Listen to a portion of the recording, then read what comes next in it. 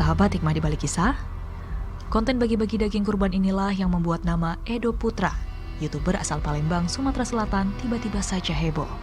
Melakukan prank dengan membagikan bingkisan daging kurban yang ternyata berisi aneka sampah. Ibu-ibu menjadi target kontennya. Sengaja membuat kesal, di akhir kontennya Edo meminta maaf kepada para target dan memberikan uang senilai Rp500.000. Dirinya akui sengaja membuat konten ini demi menambah subscriber.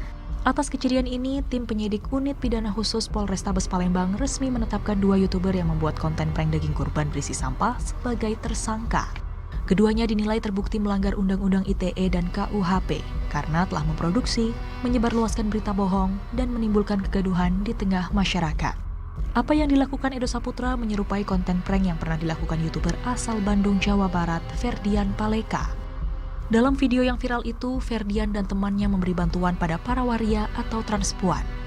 Namun, bukan bahan makanan yang ada di kardus, melainkan batu dan sampah. Berbagai kalangan pun mengecam aksi 2 pemuda yang dinilai sangat tidak berperi kemanusiaan itu. Korban pun langsung menempuh jalur hukum dan polisi menetapkan Ferdian Paleka sebagai tersangka.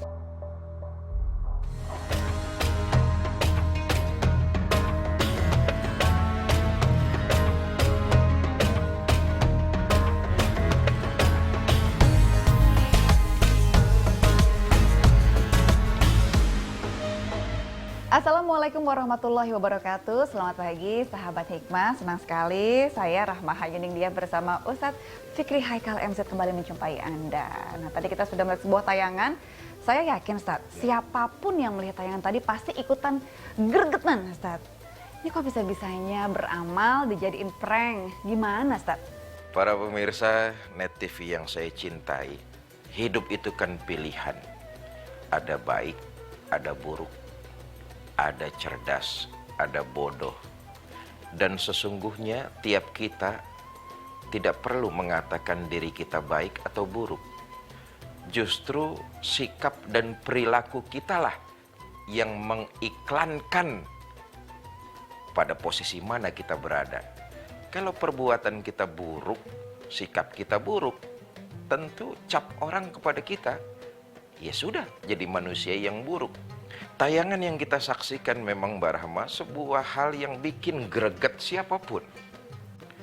Kok sampai tega-teganya, sebegitu jauhnya perbuatan buruk dilakukan bahkan diiklankan oleh si pelaku yang menyatakan bahwa dirinya berkelakuan buruk. Luar biasa. Apalagi kemudian di situ mengatasnamakan agama.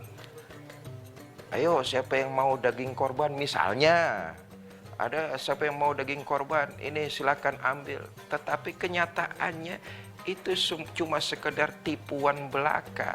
Hanya untuk hasrat kesenangan dan kepuasan pribadi misalnya. Atau mungkin untuk mengejar konten supaya dilihat orang banyak, dengan begitu penghasilan pundi-pundi rupiahnya meningkat. Ketahuilah perbuatan ini sungguh sangat perbuatan yang sangat di luar batas, melampaui batas, dan ini sangat perbuatan yang sangat terkeji, sangat keji. Karenanya, saudara, ketahuilah manusia itu dipegang dari ucapannya.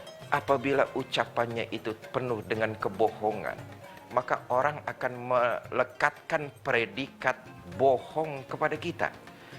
Tapi kalau ucapannya itu ucapan yang baik, ucapan yang bagus-bagus, ucapan kebenaran, maka predikat orang kepada diri kita juga adalah orang yang baik dan orang yang benar. Kita ini dinilai dari ucapan dan perilaku kita.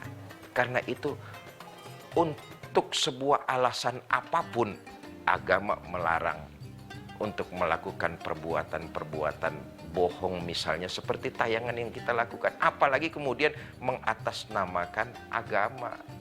Karena itu mudah-mudahan ini tayangan yang menjadi pelajaran buat kita semua. Jangan sampai punya sifat dan perilaku menjadi manusia pembohong. Wallahu a'lam bishawab. Ustadz, Ya. itu tadi Pak Ustadz, demi konten. Itu dia. Nggak tahu ya kenapa sekarang itu kok udah jadi kayak fenomena ya Pak Ustadz Betul. ya. Demi konten orang sampai tega loh Pak Ustadz, menyakiti hati orang. Ini gimana ya Pak Ustadz? tega melakukan pembohongan publik, kemudian tega menyakiti hati orang lain. Orang diberikan harapan tapi kamuflase. Harapan semu, harapan hampa dan palsu. Walaupun di ujung-ujungnya ada permintaan maaf, tapi kasep. Orang sudah sakit hati. Dan perbuatan itu dalam ajaran Islam jelas sangat dilarang. Karenanya banyak konten-konten yang bermanfaat. Islam menyuruh kita untuk jadi umat yang inovatif, kreatif, menyebarkan konten-konten kebenaran, bukan malah sebaliknya, demi konten, demi narasi, demi video, lalu menampilkan hal-hal yang sifatnya melampaui batas, termasuk di dalamnya kebohongan dan menyakiti orang lain. Artinya begini para pemirsa, kalau hanya untuk rupiah, kalau hanya untuk mencari sebuah jabatan, kalau hanya untuk mencari sebuah kekuasaan, lalu nilai-nilai kejujuran dikesampingkan, ketahuilah kebahagiaan semu sifatnya hanya sebentar. Penyesalan akan datang untuk waktu yang sangat lama. Wallahu a'lam bishawab. Itu dia, pelajaran yang bisa kita ambil adalah ketika ternyata sebuah kejujuran bisa membalikkan hati orang. Betul. Gitu ya Pak Ustadz. Ya. Tapi jangan nanti kalau tiba-tiba kita dihadang terus nanti kita jujur bawa uang berapa banyak, waduh. Itu kita harus cerdas juga, bijak juga bagaimana mengambil. Menyikapinya. Betul sekali, itu dia. Nah Pak Ustadz, nah juga sahabat hikmah, berikutnya ada satu hal menarik yang akan kita bahas nih. Yaitu tentang adab bagaimana memperlakukan jenazah. Nah kita akan kembali usai jeda, jangan kemana-mana.